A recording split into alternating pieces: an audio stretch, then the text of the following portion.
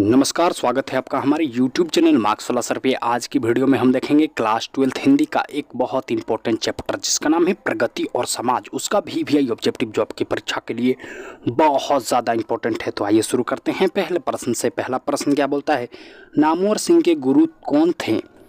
आपको बताना है नामवर सिंह के गुरु कौन थे। ए ऑप्शन है हजारी प्रसाद द्विवेदी, बी ऑप्शन है रामचंद्र शुक्ल, सी ऑप्शन है महावीर प्रसाद द्विवेदी और डी ऑप्शन है इनमें से कोई नहीं।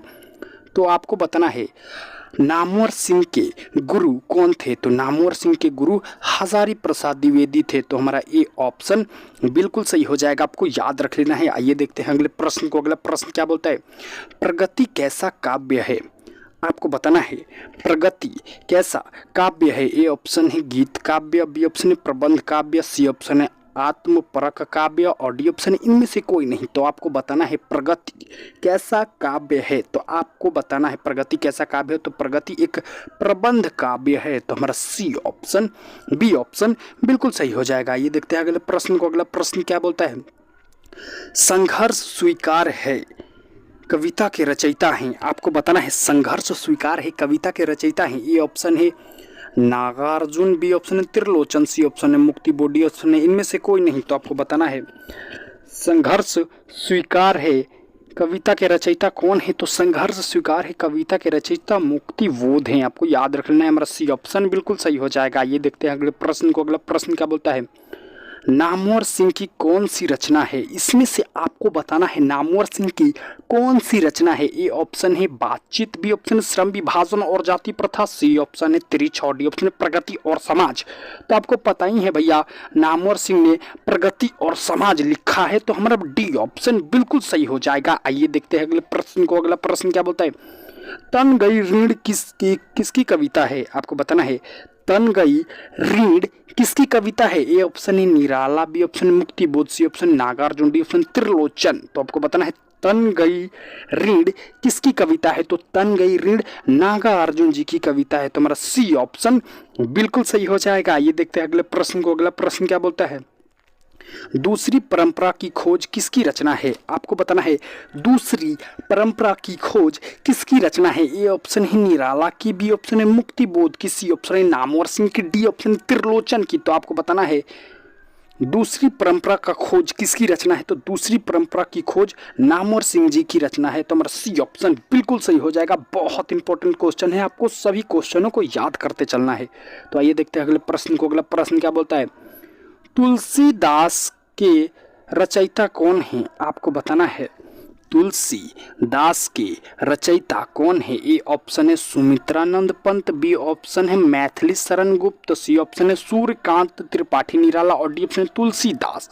तो आपको बताना है तुलसीदास के रचयिता कौन है। तो तुलसीदास के रचयिता सूर्यकांत त्रिपाठी मतलब निराला जी हैं। तो हमारा सी ऑप्शन बिल्कुल सही हो जाएगा। ये देखते हैं अगले प्रश्न को। अगला प्रश्न क्या बोलता है, नामवर सिंह का जन्म कब हुआ? आपको बताना है नामवर सिंह का जन्म कब हुआ। ए ऑप्शन है 29 जुलाई 1928 को और बी ऑप्शन है 28 जुलाई 1927 को, सी ऑप्शन है 27 जुलाई 1968 को, डी ऑप्शन है 25 जुलाई 1928 को। तो आपको बताना है नामवर सिंह का जन्म कब हुआ। तो नामवर सिंह का जन्म 28 जुलाई 1927 ईस्वी को हुआ। तो हमारा बी ऑप्शन बिल्कुल सही हो जाएगा। ये देखते हैं अगले प्रश्न को। अगला प्रश्न क्या बोलता है, कौन सी पुस्तक नामवर सिंह की है?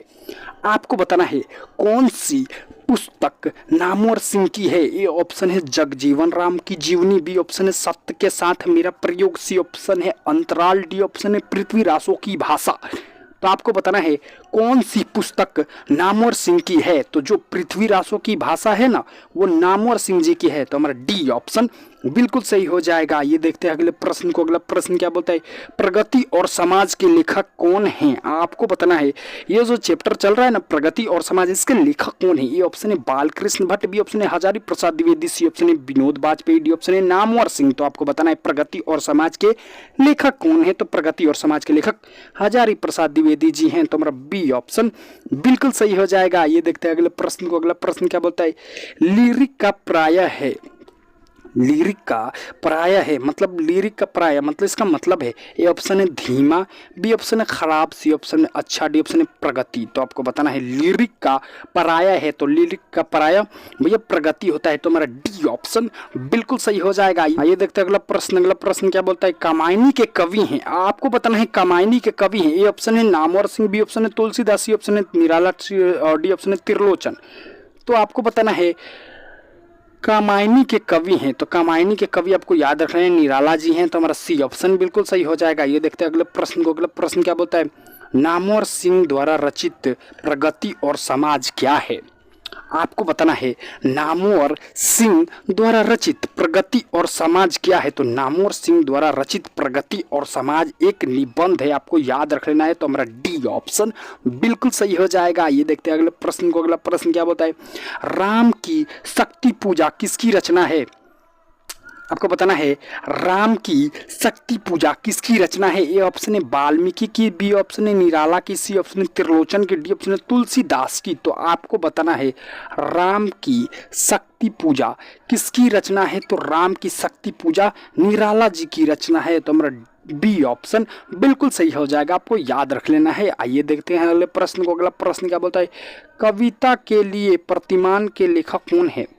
आपको बताना है कविता के लिए प्रतिमान के लेखक कौन है। ए ऑप्शन है नामवर सिंह, बी ऑप्शन है निराला, सी ऑप्शन है त्रिलोचन, डी ऑप्शन तुलसीदास। तो आपको बताना है कविता के लिए प्रतिमान के लेखक कौन है। तो कविता के लिए प्रतिमान के लेखक हमारे नामवर सिंह जी हैं, तो हमारा ये ऑप्शन बिल्कुल ही सही हो जाएगा। ये देखते हैं अगले प्रश्न को। अगला प्रश्न क्या बोलता है, प्रलय की छाया के कवि हैं। आपको बताना है प्रलय की छाया के कवि हैं। ए ऑप्शन है बालकृष्ण भट्ट, बी ऑप्शन है त्रिलोचन, सी ऑप्शन है जयशंकर प्रसाद और डी ऑप्शन है राजकुमार वर्मा। तो आपको बताना है प्रलय की छाया के कवि हैं, तो प्रलय की छाया के कवि जयशंकर प्रसाद हैं, तो हमारा सी ऑप्शन बिल्कुल सही हो जाएगा। ये देखते हैं अगले प्रश्न को। अगला प्रश्न क्या बोलता है, नामवर सिंह को कविता के नए प्रतिमान के लिए साहित्य अकादमी पुरस्कार कब मिला। मतलब नामवर सिंह को एक साहित्य अकादमी पुरस्कार मिला था, किसके लिए मिला था। तो भैया कविता के नए प्रतिमान के लिए मिला था, वही आपसे पूछ रहे हैं वो कब मिला था। तो ये ऑप्शन है हमारा 1968 में, बी ऑप्शन है 1965 में, सी ऑप्शन है 1971 में और डी ऑप्शन है 1972 में। तो आपको बताना है नामवर सिंह को कविता के नए प्रतिमान के लिए साहित्य अकादमी पुरस्कार कब मिला। तो नामवर सिंह को कविता के नए प्रतिमान के लिए साहित्य अकादमी पुरस्कार 1971 को मिला, तो हमारा सी ऑप्शन बिल्कुल सही हो जाए। देखते हैं अगला प्रश्न। अगला प्रश्न क्या बताए, आचार्य रामचंद्र शुक्ल के काव्य सिद्धांत का आदर्श कौन सा काव्य है। आपको बताना है जो आचार्य रामचंद्र शुक्ल थे वो किसे अपना आदर्श काव्य मानते थे। ए ऑप्शन है गीत काव्य को और बी ऑप्शन है प्रबंध काव्य को, सी ऑप्शन है प्रेम काव्य को, डी ऑप्शन है इनमें से कोई नहीं। तो आपको बताना है आचार्य रामचंद्र शुक्ल के काव्य सिद्धांत का आदर्श काव्य कौन सा था। तो वो जो प्रबंध काव्य था ना उनका आदर्श काव्य था, तो हमारा बी ऑप्शन आपको याद रख लेना है। हमारा जो प्रबंध काव्य था और आचार्य रामचंद्र शुक्ल का आदर्श काव्य था, ये बहुत इंपॉर्टेंट है। आइए देखते हैं अगले प्रश्न को। अगला प्रश्न क्या बोलता है, नामवर सिंह के पिता थे। आपको बताना है जो नामवर सिंह के पिता का थे। ए ऑप्शन है नर्तक, बी ऑप्शन है शिक्षक, डी ऑप्शन है चिकित्सक, डी ऑप्शन है वैद्य। तो आपको बताना है नामवर सिंह के पिता थे, तो नामवर सिंह के पिता एक शिक्षक थे, तो हमारा बी ऑप्शन बिल्कुल सही हो जाएगा। ये देखते हैं अगले प्रश्न को। अगला प्रश्न क्या बोलता है, नामवर सिंह किस पत्रिका के संपादक थे।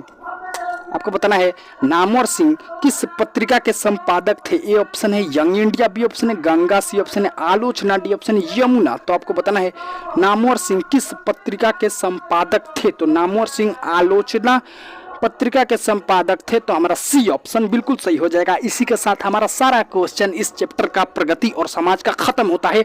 और इसका आप पीडीएफ चाहते हो तो ज्वाइन करें हमारा टेलीग्राम चैनल मार्क्स सोल्यूशन। अगर अच्छा लगा हो तो चैनल को सब्सक्राइब करें और अपने दोस्तों के साथ जरूर शेयर करें।